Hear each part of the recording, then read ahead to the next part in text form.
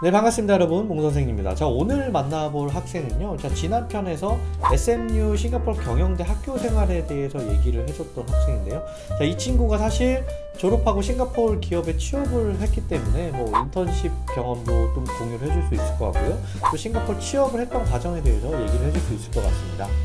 자, 싱가포르 취업을 고민하시는 학생들, 네, 오늘 영상 도움이 될 것이니 끝까지 시청해 주시길 바라겠고요, 시청하시기 전에 좋아요 꾹 눌러주시고 구독해주시길 바라겠습니다. 네, 그럼 바로 전화 연결해 보도록 하겠습니다. 네, 여보세요? 네, 안녕하세요. 네, 안녕하세요. 다시 또 이렇게 만나게 되어서 너무 반갑습니다. 자, 먼저 시청하시는 분들께 다시 한번 자기소개를 부탁드리겠습니다. 네, 저도 다시 만나서 정말로 반갑고, 저는 SMU 졸업 후 현지에서 이커머스 스타트업에서 마케터로 일하고 있는 김연주입니다. 네, 이렇게 저희 몽선생을 찾아와 주셔서 다시 한번 감사의 말씀을 드리고요, SMU 경영대 졸업 후에 지금 취업을 하셨다고 했기 때문에 싱가포르 취업에 관한 질문들을 아주 구체적으로 하려고 합니다. 괜찮으시죠? 네, 괜찮습니다. 자, 먼저 첫 번째 질문입니다. 자, 그 지난 편에서 인턴십을 나갔다고 하셨잖아요. 자, 이 인턴십을 어디로 나가게 되신 거죠? 저 같은 경우에는 인턴십을 여러 번 했는데, 처음에는 이제 IBM 같이 멀티내셔널 컴퍼니 MNC에서도 이제 6개월 인턴십을 했었고, 클리어 스트래티지라고 마케팅 컨설팅 회사, 또 SME에서도 일을 해보고, 지금 취업하기 전까지는 이커머스 스타트업에서 했었던 경험도 있어요. 상당히 좋은 기업에 가신 경험도 있고요. 보니까 뭐 스타트업에 가신 경험도 있는데, 보통 뭐 SMU뿐만 아니라 이제 싱가포르에 국립대 다니는 학생들이 대부분 이런 좋은 기업들의 인턴십을 많이 나가는 편인가요? 네. 다들 좋은 기업들에 이제 많이 신청을 하고 또 많이 가는 편인 것 아, 같더라고요. 상당히 좋은 조건이네요. 그럼 인턴십을 나가게 되면 보통 급여는 어떻게 책정이 되어 있나요? 회사마다 다르지만 보통 여름방학 3개월 같은 경우에는 저희 경영학과 기준으로 기본 800불로 시작을 하고요. 또 대기업으로 갈수록 기업 이제 급여가 올라가서 어떤 사람은 1,500, 또 1,700까지 받기도 하더라고요. 아, 그렇군요. 그러면 적게는 뭐 원화로 한 70만 원, 뭐 많게는 한 140만 원까지 인턴십 급여가 책정되어 있다, 뭐 이렇게 말씀을 하신 것 같으세요. 자, 한국에서는 그 인턴십 기간 동안에 뭐 실무에 대한 경험은 잘 쌓지 못하고 소위 말하는 허드렛 일만 한다, 뭐 이런 얘기가 많은데, 싱가포르는 좀 어떤가요? 저도 그런 얘기는 많이 들었는데 싱가포르는 이제 또 회사와 담당팀 리더분에 따라서 이제 달라요. 이제 특히 대기업에서 인턴으로서는 이제 큰 영향력이 없어서 실망을 많이 하는 친구들도 봤는데, 이제 그래서 오히려 스타트업 같이 작지만 한 사람의 이제 작업량이 많은 곳으로 가는 게 이제 실무 경험이 좋다고 생각을 해요. 네, 그럼 바로 다음 질문입니다. 뭐 졸업 때쯤 되면은 다들 학생들이 취업 고민이 많을 텐데요, 어떤 루트를 통해서 보통 취업을 하게 되나요? 저희 SMU 같은 경우에는 제공하는 이제 사이트가 따로 있었어요. 근데 저 같은 경우에는 그 학교 사이트보다는 오히려 이제 링크드인이라는 페이지에 가서 직접 인턴십도 찾아보고 또 취업하는 방법도 찾아서 연락을 드렸어요. 아니면 선배님들께 연락을 드려서 자리가 있냐고 묻기도 했고요. 인맥이네요.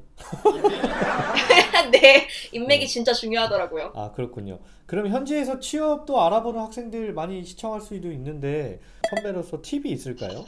제가 생각하기에는 시장 조사가 제일 중요한 것 같아요. 먼저 말했듯이 링크드인 같은 곳에 이제 일자리가 올라오는 웹사이트에 가서 자기가 할 수 있고 또는 하고 싶은 일들을 찾아본 다음에 그곳에 취직하기 위해서 어떤 스킬과 그리고 자격증이 필요한지 찾아보면 훨씬 덜 힘들더라고요. 네, 제가 조금 더 첨언을 하자면, 그 분야에 따라 물론 좀 다르겠지만, 뭐 헤드헌터에 뭐 연락을 하거나 아니면 잡스트릭과 같은 뭐 구직 사이트 뭐 이런 것도 있죠. 네, 뭐 잡페어도 상당히 많은 걸로 제가 알고 있기 때문에 정기적으로 발로 열심히 뛰어다녀야 정보를 또 많이 얻고 취업에 가까워질 수 있다고 생각합니다. 예, 그럼 바로 다음 질문 넘어가겠습니다.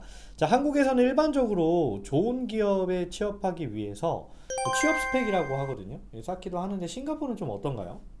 그건 어느 나라랑 똑같은 것 같아요. 저희 같은 경우에도 취업 스펙을 졸업하기 전부터 쌓고 이제 교내 성적 외에도 인턴십 아니면 온라인 자격증 아니면 해커톤 같은 국내 및 국제 경기에도 참여해서 교회 스펙을 쌓더라고요. 우리나라는 뭐 토익 점수 같은 것도 준비를 하고 하는데, 뭐 영어 점수를 별도로 준비해야 되거나 아니면 뭐 특별히 자격증 같은 것들이 도움될 만한 것들이 있을까요?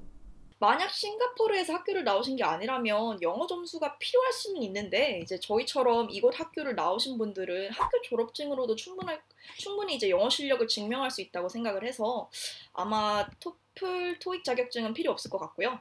그리고 만약에 이제 자격증이라면 관련 분야의 이제 회사에서 제공하는 온라인 교육이나 자격증을 따는 게 당연히 도움이 된다고 생각을 해요.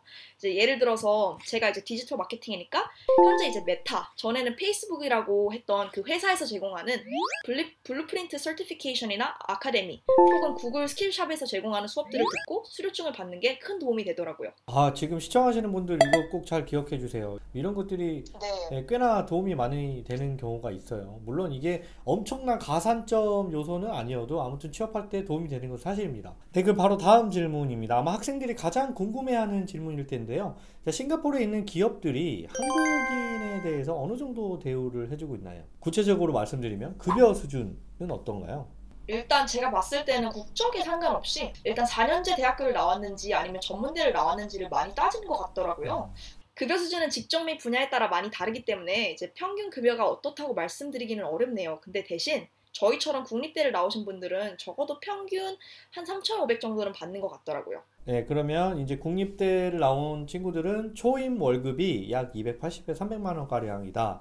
뭐 말씀하신 것 같은데 사실 이거는 사립대 학생들도 뭐 크게 다르진 않고요. 네, 그럼 바로 다음 질문 넘어가겠습니다.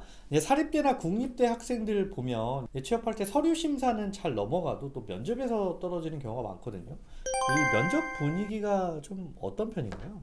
회사마다 질문의 종류나 아니면 인터뷰 분위기 및 방법이 진짜 너무 천차만별이라서 뭐 이렇다 저렇다 말씀드리는 것보다는 이제 대신 글래스도어나 아니면 면접 경험이 있는 분들께 꼭 여쭤봐야 된다고 생각을 해요. 왜냐하면 이제 스타트업이라고 해서 간단하게 생각해서 가벼운 마음으로 갔는데 막 어사이먼트를 준 다음에 면접을 하는 경우도 있고 아니면 막 가볍게 점심을 먹으면서 면접을 하는 경우도 있어서 경험해본 사람들의 이제 글을 읽거나 아니면 확인을 하는 게 정말로 중요하더라고요. 그러면 그 경험하신 것 중에 특별히 기억나는 질문들 몇 가지만 말씀해 주실 수 있을까요? 기억나는 질문들보다는 가장 많이 듣는 질문들은 뭐가 있냐면요. 스스로에 대해서 자기소개를 해주세요 라는 질문이었던 것 같아요. 많은 분들이 이제 막 장점, 단점 아니면 일에 관련된 질문들만 준비를 하시는데 스스로를 짧게 30초에서 1분 정도 소개할 수 있는 질문에 대해서 준비를 하시는 게 진짜 중요할 것 같아요. 아, 30초에서 1분 자기소개가 진짜 어려운 건데요, 그죠? 네. 자, 그럼 다음 질문 넘어가도록 하겠습니다. 자, 한국에서는 꼭 대기업에 취업해야 뭐 성공했다라는 이런 인식이 좀 지배적인데 싱가포르도 이런 같은 인식이 있을까요? 일단 싱가포르 로컬 친구들은 그런 인식이 있어요. 꼭 이제 대기업에 취업을 해서 승진해서 높은 월급을 받아야지 성공을 했다라고 생각하는 사람들이 많더라고요. 싱가포르는 약간 이런 분위기가 많이 있잖아요. 왜 이직 문화라 그래서 한 2, 3년이라고 스카웃돼서 또 급여를 올려서 다시 다른 회사로 넘어가고 이런 케이스가 되게 많지 않나요? 싱가포르는 한국과 많이 다른 것 같아요. 이제 한국 같은 경우에는 대기업에 한 번에 딱 붙어가지고 거기서 오래 가는 게 성공했다고 생각을 하는 인식이 조금 있잖아요. 근데 싱가포르 같은 경우에는 저도 놀랐던 게 한 곳에 오래 있는 것보다는 이제 어디서 시작을 하든 간에 1년, 2년 동안 이제 자기의 역량과 그 포트폴리오 레주메를 쌓아서 좀 더 좋은 곳으로 가는 게 성공하는 방식이다라는 인식이 있더라고요. 맞아요. 그래서 이직 문화가 많이 형성이 돼 있어서 자기 몸값을 올려서 또 이직하고 또 이직하고 이런 경우가 상당히 많죠.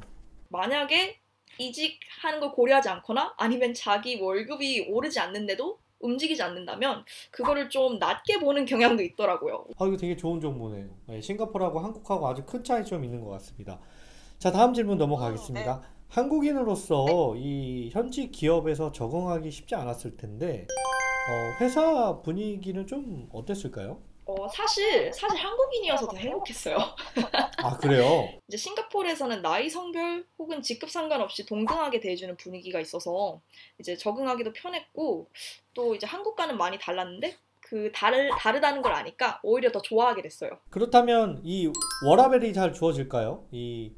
아무래도 이제 한국은 직장 상사의 눈치를 많이 보기도 하고요. 또 회식도 많은 편이거든요.